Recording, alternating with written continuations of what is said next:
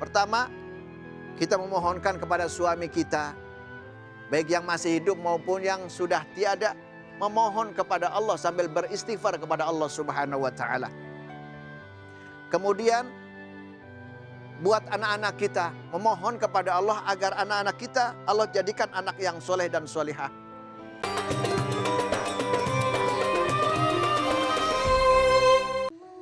Bismillahirrahmanirrahim. Para pemirsa penyejuk hati yang dirahmati Allah Subhanahu wa taala, berbicara tentang ibadah, orang semakin rajin beribadah, masjid makin ramai. Kajian di mana-mana, tasbih di tangan, ayat di status WhatsApp, bahkan ada yang live streaming saat umroh. Kelihatannya luar biasa, tapi pernyataannya satu, untuk siapa itu kita lakukan. Kadang kita sholat, tapi yang kita bayangkan bukannya surga. Yang kita bayangkan justru postingan saya yang ngelek berapa zikir kita panjang. Tapi yang diharapkan bukan ridho Allah Subhanahu wa taala, melainkan naik jabatan. Doa kita khusus sekali, tapi kalau boleh jujur, yang paling sering disebut dalam doa itu bukan ya Allah ampunilah dosaku, melainkan ya Allah semoga dia balas chat saya. Subhanallah, ternyata urusan hati bisa kalah penting dengan notifikasi. Saudaraku, ibadah yang seharusnya mengangkat kita menuju Allah, kadang justru kita jadikan alat mengejar dunia. Maka hari ini kita akan belajar bersama tentang satu penyakit hati yang sering tidak terasa. Ketika ibadah kita rajin, tapi niat kita masih terikat dunia. Para pemirsa penyejuk hati yang dirahmati oleh Allah Subhanahu wa taala. Banyak di diri kita yaitu macam-macam ibadah, betul? Ada namanya ibadah secara zohiriyah, ada namanya ibadah secara batiniah. Secara zohiriyah itu dengan lisan kita ucapkan zikir kepada Allah Subhanahu wa taala, betul Bu? Nah, terkadang ibadah yang secara fisik pun juga ada. Allah Subhanahu wa taala menjelaskan di dalam surah Al-Baqarah ayat 43, Allah berfirman, A'udzu billahi minasy syaithanir rajim. Bismillahirrahmanirrahim. Wa aqimus salata wa atuz zakata warka'u ma'ar raki'in. Shadaqallahul azim. Allah Subhanahu wa taala memerintahkan kepada kita, wa aqimus shalah, dirikanlah salat. Wa atuz zakah, dan dirikanlah zakat. Warka'u ma'ar raki'in, dan rukuklah kepada orang-orang yang berukuk. Di dalam tafsir kalimat wa'atuz zakah, yaitulah berikanlah zakat, dan itu bisa diartikan dengan ketaatan dan ikhlas. Mengapa demikian? Karena zakat itu adalah keridhaan dari jati diri kita untuk memberikan dengan ikhlas, dengan karena ketaatan kepada Allah Subhanahu wa taala. Nah, tentunya kita setelah mendirikan sholat, memberikan zakat, dan itu adalah perbuatan ibadah secara fisik. Bu, nah sekarang secara batin, secara kita, lisan kita untuk mengucapkan zikir kepada Allah Subhanahu wa taala. Lalu Allah Subhanahu wa taala menjelaskan, ya ayyuhalladzina amanu dzkurullaha dzikran katsira. Kita zikir kepada Allah Subhanahu wa taala. Zikir sering kita mudah diucapkan tapi kadang-kadang sungkan diucapkan. Betul, Bu? Makanya nih di hari ya Allah, di hari yang penuh keberkahan ini, yuk kita pada istighfar kepada Allah biar dosa-dosa kita dirontokin semuanya. Astaghfirullah Rabbal baraya, astaghfirullah minal khotoya. Nah, ketika kita dalam kolbu kita ingat kepada Allah Subhanahu wa taala, memohon kepada Allah.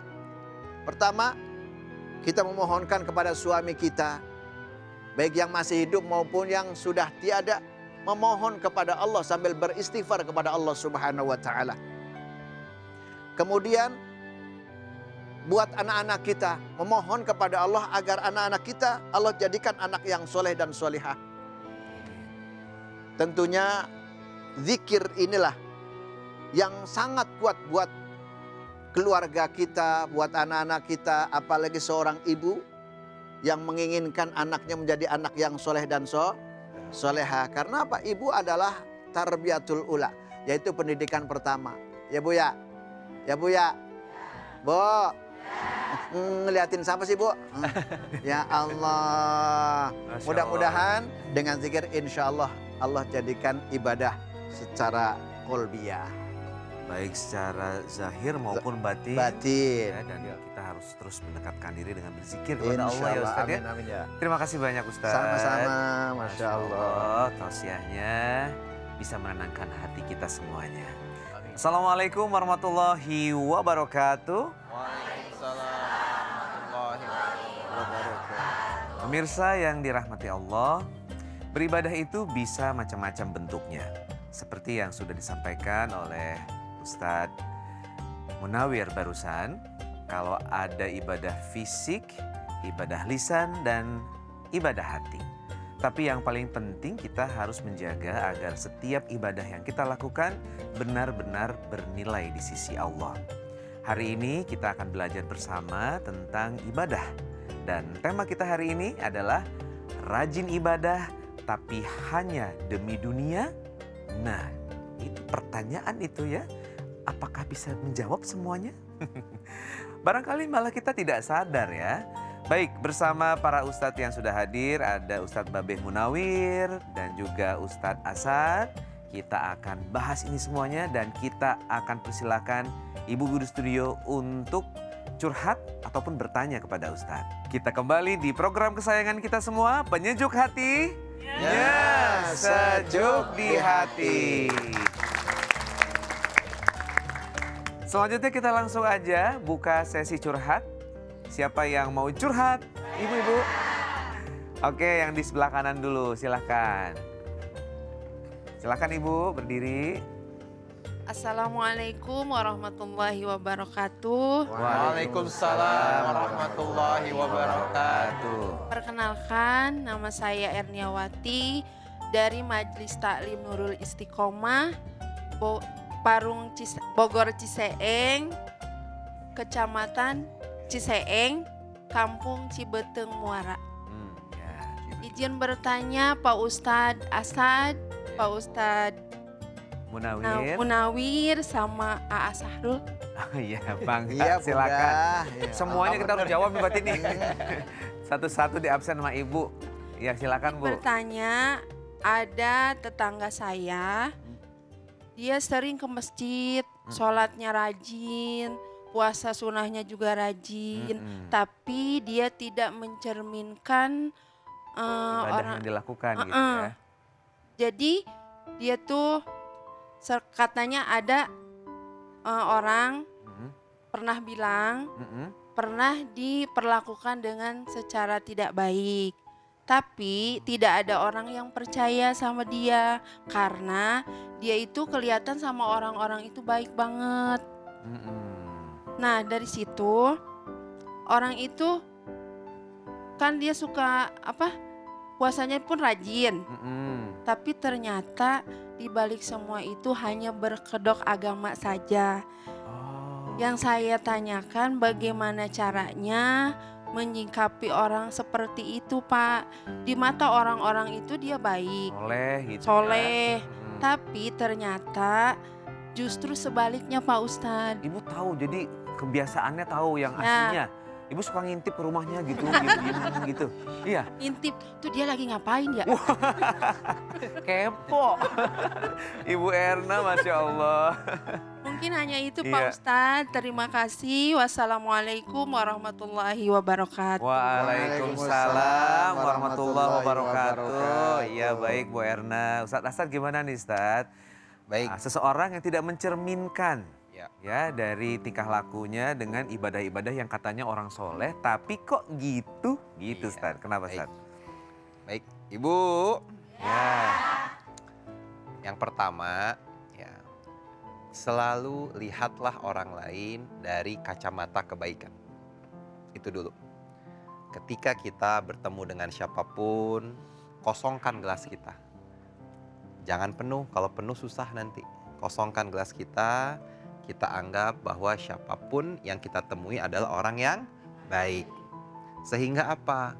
Hati kita, pikiran kita, jiwa kita itu bersih. Tidak pernah berprasangka buruk sama orang lain. Ya, itu yang pertama.